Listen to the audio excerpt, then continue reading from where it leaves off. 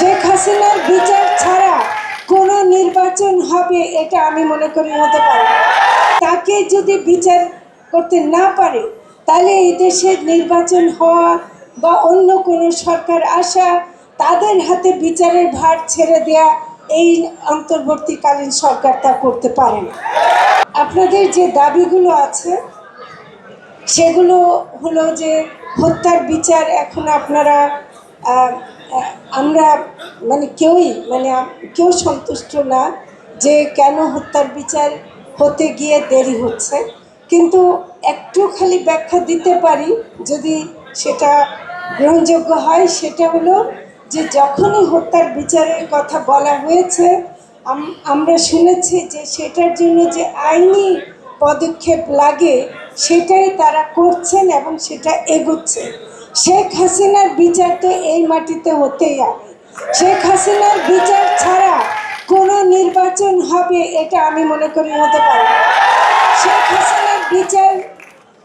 শেখ হাসিনা এমন একজন যে তাকে যদি বিচার করতে না পারে তাহলে এই দেশের নির্বাচন হওয়া বা অন্য কোনো সরকার আসা তাদের হাতে বিচারের ভার ছেড়ে দেয়া এই অন্তর্বর্তীকালীন সরকার তা করতে পারে না।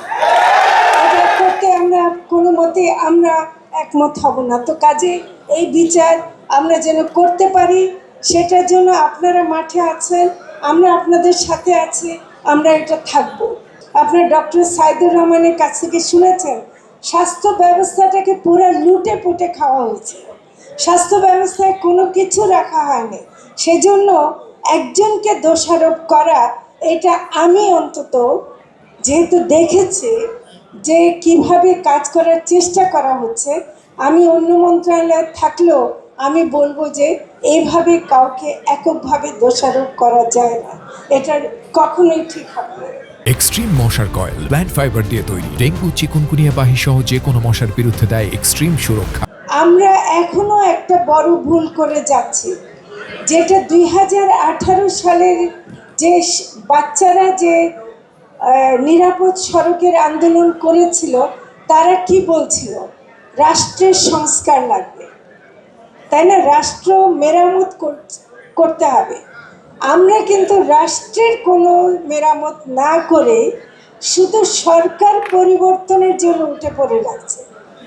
আমরা কিন্তু রাষ্ট্রের কোনো পরিবর্তন এখনো করি নাই, আমরা কিন্তু সংবিধানের কোনো পরিবর্তন এখনো করি নাই। যেই সংবিধানের মাধ্যমে ফ্যাসিবাদ প্রতিষ্ঠিত হয়েছে সেই সংবিধান এখনো বহাল আছে।